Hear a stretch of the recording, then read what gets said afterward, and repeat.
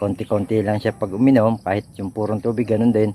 So persahan ko siyang pinapainom niyan para mabilis-bilis siya tumaba.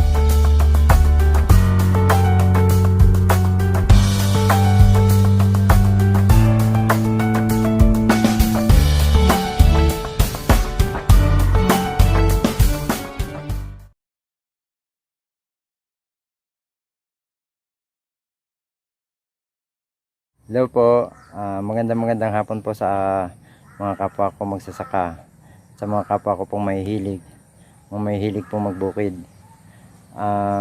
Magandang hapon po, welcome back po sa channel ko.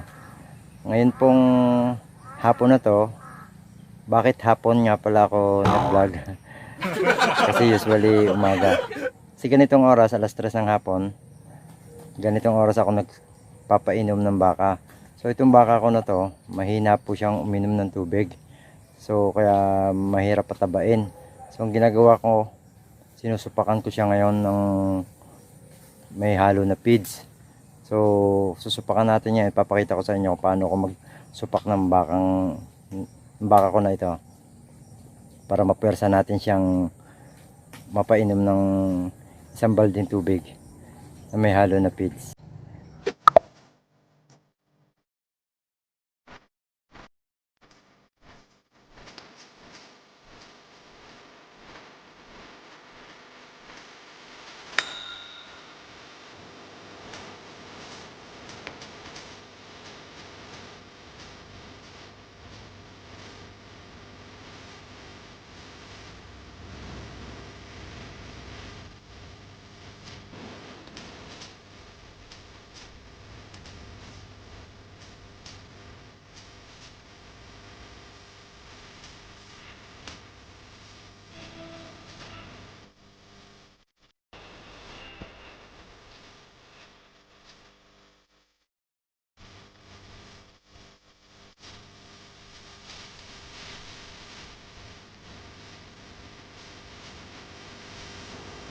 Pinali ko siya na nakataas yung ulo niya, yung uso niya, para madali siyang masubuan ng pansupak. Kailangan nakatingala siya para hindi siya makatanggi. Ako sa kanya, uminom siya konting-konti lang, hindi niya pa napaghati. So mahina talaga siya uminom kahit may halo ng feeds. So kailangan natin puwersahin talaga ng pag-inom. Ito bali yung gagamitin nating pangsupak. Supak, ibig sabihin yung puwersahan natin siyang papainumin. Ito yung kawayan na to, ginawa ko lang. Ganito yung pangsupak ng tatay ko dati. Nakikita ko lang sa kanya. Hindi niya ako tinuruan, pero natutunan ko naman dahil nakikita ko palagi sa kanya nung bata pa ako. So ito yung gagamitin natin, pansubo. Tapos gamitan din natin siya ng tabo. Ito, kasi hindi mo siya pwedeng i-diretsong isalok dito kasi mahaba siya. Hindi mo siya maiisandok na ganon. So kailangan natin may tabo. So panoorin nyo kung paano ko isupak sa kanya at i-explain ko sa inyo kung bakit at paano yung makikita nyo, yung mapapanood nyo. So yan, ready na siya. Susupakan na natin. Panoorin nyo.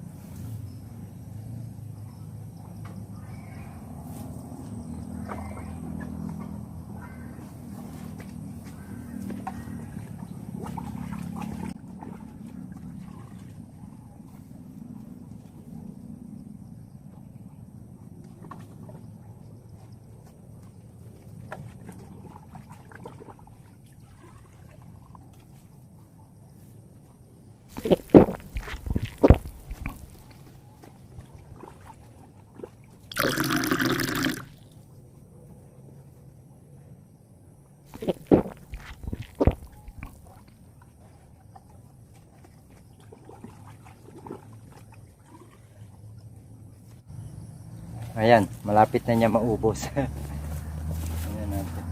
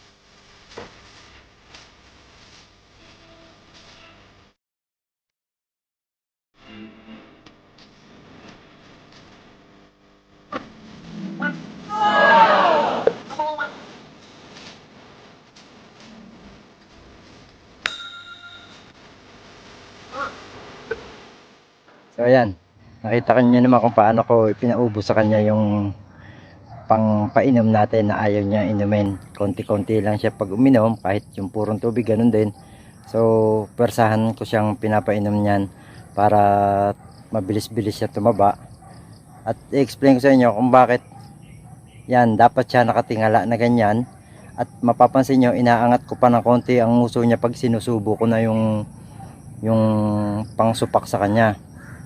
Kasi kailangan dire-diretso yun sa lalamunan niya para hindi na niya maluwa.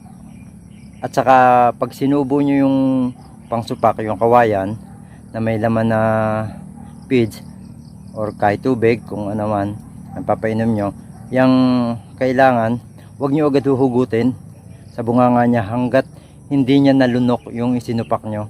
Kasi pag dati sinubukan kong pagkalagay ko sa bunganga niya, tinatanggal ko kaagad, niluluwa niya, nasasara niya kasi yung bunganga niya. Pag nasara niya agad yung bunganga niya, pag hugot nung nung pansupak, maluluwa niya yung iba. So matatapon. Mapansin niyo wala halos natatapon pag sinusupakan ko siya. At saka sa bandang gilid ako nagsusupak, hindi sa sentro ng bunganga niya. Dito sa gilid na to. Dapat dito mo siya susubuan. Igaganon sa gilid, hindi sa sentro. Dito sa gilid. So pag sinundot mo yan dyan, aangat siya. Aangat itong panga niya. Kakawang na ganyan.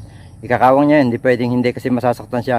Pag sinundot mo na ganon, so pag kumawang na siya, ipapasok mo ng diretso. Pag pinasok mo ng diretso, pataas ka agad, sabayan mo, iangat mo yung nguso niya para mapapansin mo yun. Diretso ka agad sa lalamunan niya, huwag mong hugutin ka agad. Pag nalunok niya na, saka mo hugutin. Sigurado hindi na niya maluluwa yun. Ngayon, hindi ko agad siya tinatanggal kasi para magtuloy-tuloy na pumasok na lahat yung kanyang ininom kanina. So kasi pagka tinanggal mo kaagad, baka pag tumungo siya na ganon, pagkakain na siya ng kumpay, baka maglungad ba, baka lumuwa yung iba, mailuwa niya pa yung iba. So konting ilang minuto lang na nakaganyan pa siya, so maya-maya ko siya tatanggalin. So yeah, at least na bigyan ko ngayon kayo ng tips kung paano magsupak ng baka. Ganyan ako magsupak ng baka, nakita ko lang yan sa tatay ko nung bata pa ako. Matagal ko nang napapanood tatay ko nagaganyan, so ginawa ko ngayon. Okay naman. At saka may na-discover nga ako ng madali, kailangan dito sa gilid para hindi niya matanggihan, hindi pwedeng hindi niya ibubuka ang bunganga niya. Ayun, so isang tips para kung kayo ay may baka na mahirap pa inumin, ganyan ang inyong gawin. Supakan nyo para mas mabilis siyang tataba kahit pa paano. Kasi gusto ko siyang maihabol ng December kung pwede. Kaya ngayon ay September pa lang para mapataba ko na siya. Ayan. Ayan po, so hanggang dito na lang po muna yung video natin for today. Sana nabigyan ko kayo ng konting idea na adapt ninyo yung aking paraan paano magsupak ng baka. Kayo na bahala kung agree kayo sa aking pamamaraan. Wala nagturo sa akin ito, nakita ko lang to sa tatay ko. So bahala na kayo. Yan ang aking ginagawa sa kanya ngayon para mapuwersa ko siyang mapainom. Maraming salamat sa aking mga viewers at sa mga walang sawang nagtatangkilik po sa aking video. Sana huwag kayong magsawa. Hanggang dito na lang po muna. Bye bye po muna. And don't forget to share, like, and subscribe po ng channel ko. Maraming po salamat. Ibababa ko na yung ulo niya kasi baka nangangawit na. Bye bye po muna. Bye bye.